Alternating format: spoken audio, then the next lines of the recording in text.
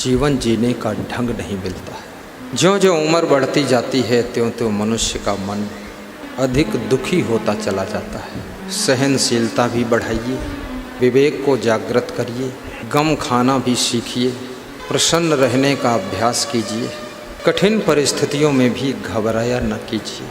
हिम्मत, हिकमत, मेहनत, खिदमत, किस्मत का सहारा लेकर के संघर्ष को क्रॉस करते हुए सफलता के शिखर पर पहुंचने का प्रयास करिए। घर में कलह कलेश मत पैदा कीजिए, पुरानी बातों को भूलना सीखिए, क्योंकि आपकी बहू हो चाहे आपका बेटा हो, पिता हो या माता हो, पति हो या पत्नी हो, इंसान का स्वभाव है रोज़ बदल जाना, रोज़ चेंज हो जाना, रोज़ अपने आप को बदल लेता है। आप 10 साल पुरानी गांठ बना कर रहेंगे, आप बहुत परेशान रहेंगे। 10 साल पहले कौन किसने क्या तुमको कहा था, उसे याद करके नाराज़ मत होइए। आज उसकी दशा देखो, आपसे कितना प्रेम कर रहा है और उसको अपनी गलती के ऊपर पश्चाताप भी है, लेकिन उसका भी तो कुछ मान सम्मान है। अब उसको इतना झुकाने का प्रयास मत करो, उसका भी स्वाभिमान रहने दो। अंदर से पूरा नॉर्मल हो चुका है, तुम्हारे साथ अब अच्छा व्यवहार कर रहा है। वर्तमान में उसके व्यवहार का मूल्य उसको दीजिए और तुम भी उससे प्रेम करो। कभी कभी तुम्हारी माँ तुमको डांट देती है, पिताजी डांट देते हैं, माँ से नाराज मत होइए। कभी कभी तुम्हारा गुरु भी तुमको डांट देता है। गुरु कुम्हार है, माता पिता भी कुम्हार हैं, मूर्तिकार हैं।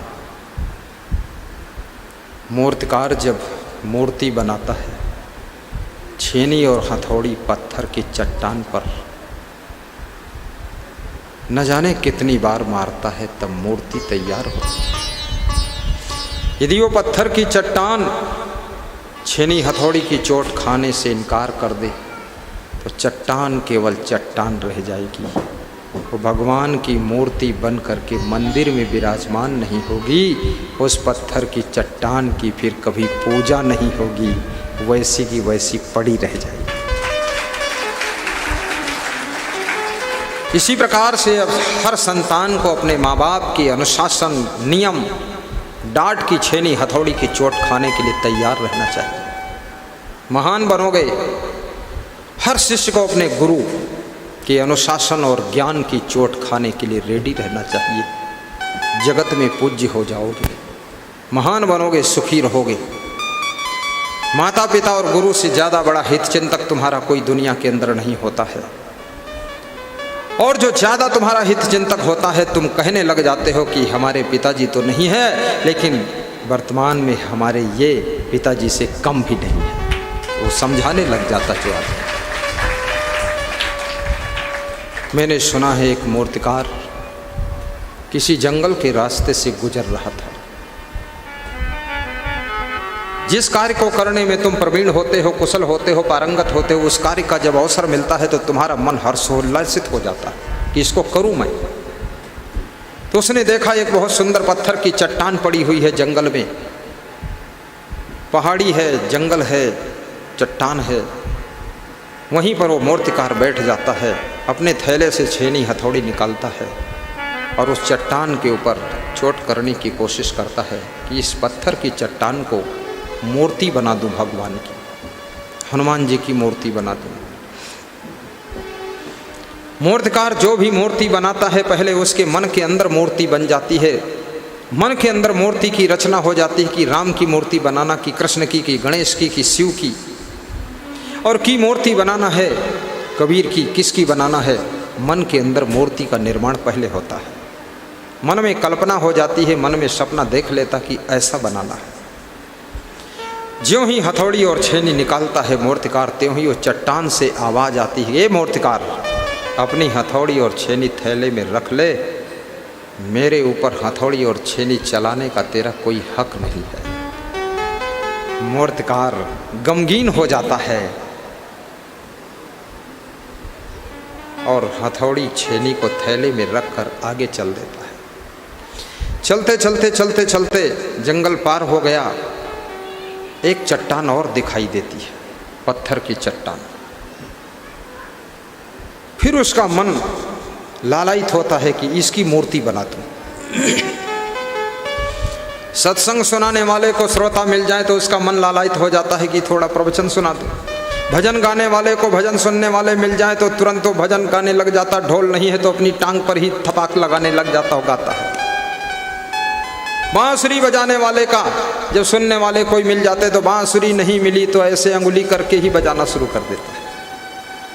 ये जो कार्य करने में तुम प्रवीण हो, उस कार्य को करने का अवसर जब मिलता है तब तुम कुशलता के साथ उसको ललायित होकर करना चाहते हो।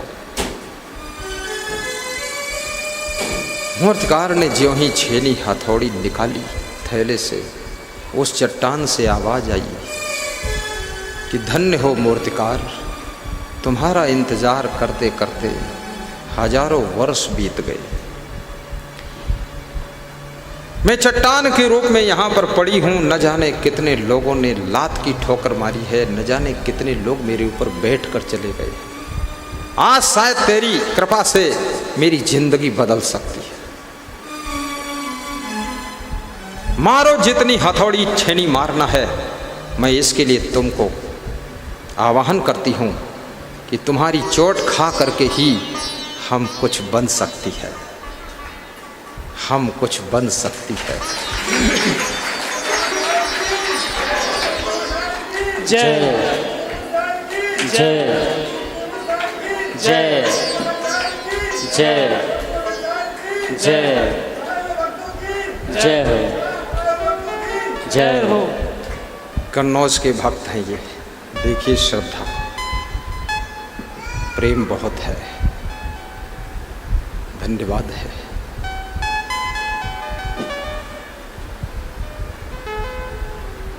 बहुत प्रेम से मुस्करा करके मूर्तिकार छेनी हथौड़ी की चोट मार मार कर उस चट्टान में जो फालतू पत्थर था उसको काट काट कर निकाल कर फेंक देता है, और शेष जो पत्थर बचता है अब वो पत्थर नहीं है, वो चट्टान नहीं है, वो किसी भगवान की मूर्ति बच जाता है। आपके अंदर, हमारे अंदर, शिष्य के अंदर, पुत्र के अंदर, सबके अंदर कुछ फालतू दुर्गुण होते हैं जिनको ज्ञान की छेनी से काट काट करके कोई सदगुरु या कोई माता पिता निकाल कर बाहर कर देते हैं। फिर जो शेष बचता है वो केवल महंता और दिव्यता और सौम्यता बचती है, जिससे तुम जगत में चमत्कार करते हो। जय जय जय जय जय जय जय जय जय। चलाते रहो, हवा लग रही। जय हाथ पे ले लो।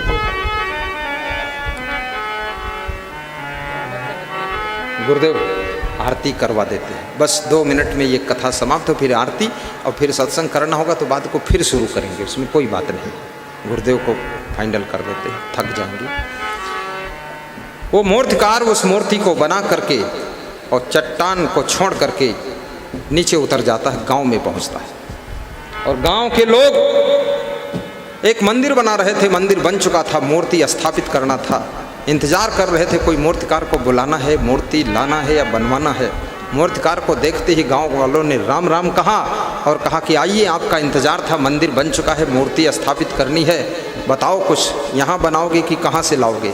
उसने कहा अभी अभी पीछे जंगल में एक मूर्ति बनाकर छोड़ आया हूँ, कोई वाहन ले चलो, उसमें लाद कर ले आओ। वाहन ले कर के जाते हैं और वहाँ से मूर्ति को लेकर आते हैं, मंदिर में स्थापित हो जाती है।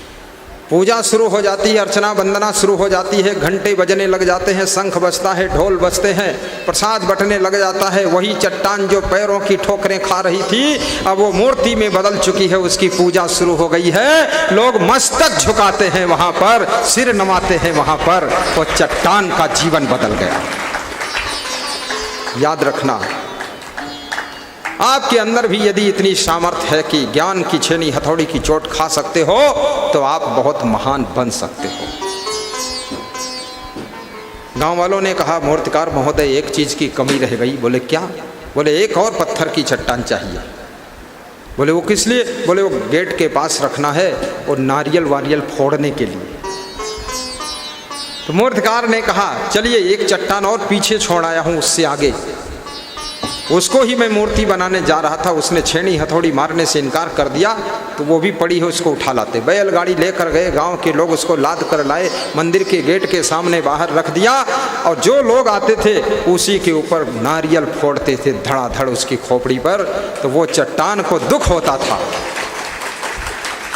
कि एक ही जंगल एक ही पहाड़ की हम दोनों चट्टान हैं, दोनों बहन बहन हैं, दोनों सगे हैं, लेकिन एक की पूजा हो रही है और हमारे खोपड़ी पर फोड़ा जा रहा नारियल, ये क्या मामला है?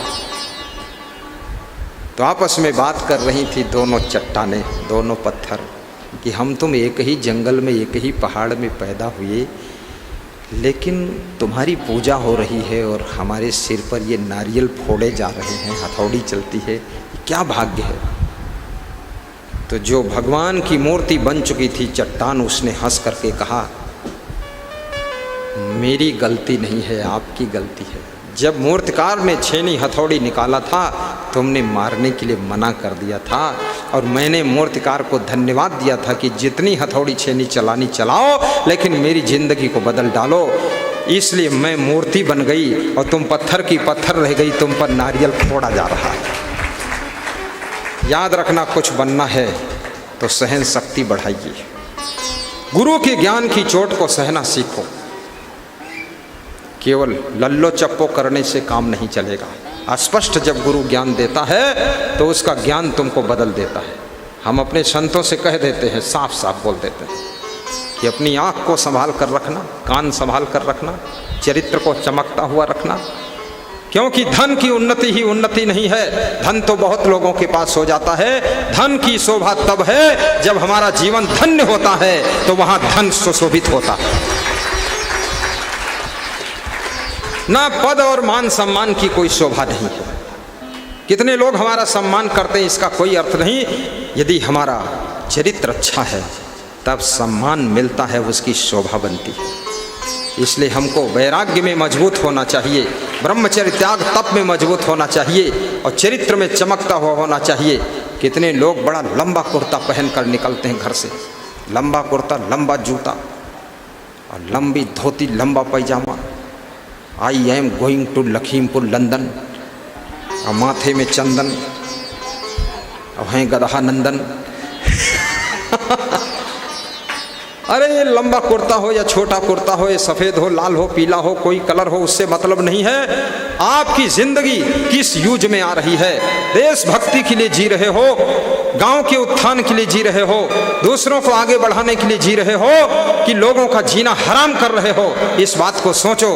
अगर तुम्हारी जिंदगी दूसरों की जिंदगी के लिए जी जा रही है तो तुम्हारी जिंदगी को व्यास गादी बंदगी कर रही है, बंदगी कर रही है। की जय जय जय जय। दोनों भाई राम लक्ष्मण की तरह खड़े हैं। विकास गुप्ता, अभिलाष गुप्ता जय बोलते हैं। धन्य हो तुम, महान हो, बैठो।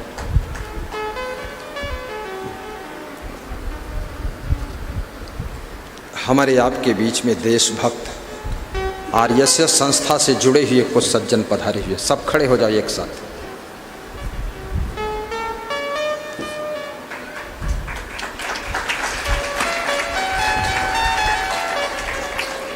ये लाल कुर्ता वाले जो हैं,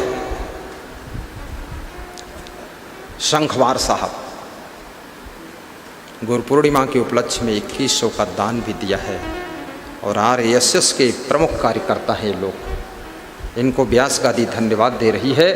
देशभक्ति, गुरु भक्ति, मातृभक्ति, पितृभक्ति, गौ भक्ति इनके अंदर कूट कूट कर भरी है, इनके नस में, रग रग में वो घूम रही है। मैं मोहन भागवत को भी धन्यवाद देता हूँ जो देश की रक्षा के लिए कवच कुंडल बने हुए हैं, हिंदू धर्म, हिंदी भाषा और हिंदुस्तान की सुरक्षा के लिए जिन्होंने अपनी जिंदगी को लगाया है, ऐसे मोहन भागवत को बार बार व्यास गादी धन्यवाद देती है। युग युग जियो चिरंजीवी भव, आयुष्मान भव, स्वस्थ भव, मोहन भागवत की जय। बैठो, बात को ले आना, अभी बैठ जाओ, हम मीठा ले लेंगे आपका। इसमें गुरु भक्त भी बैठे हुए हैं। ये मोहन भागवत का हमारा मिलन है। देखिए स्क्रीन में दिखाई दे रहा है। हाँ ले लो, ले लो। ये मोहन भागवत जी, इंदौर में मिलन हुआ था उनसे मेरा, बहुत प्रेम है। मुझे उनसे 6 बजे मिलना था, मैं 8 बजे पहुंचा। 2 घंटे मेरे लिए वो इंतजार करते रहे। तो बोले मान गए तुम पक्के साधु हो, साधु काम ढीले ढाला है सब। 6 बजे टाइम 8 बजे आ रहे, तो हमने कहा आ गए, यही बहुत है, लौट न जाते।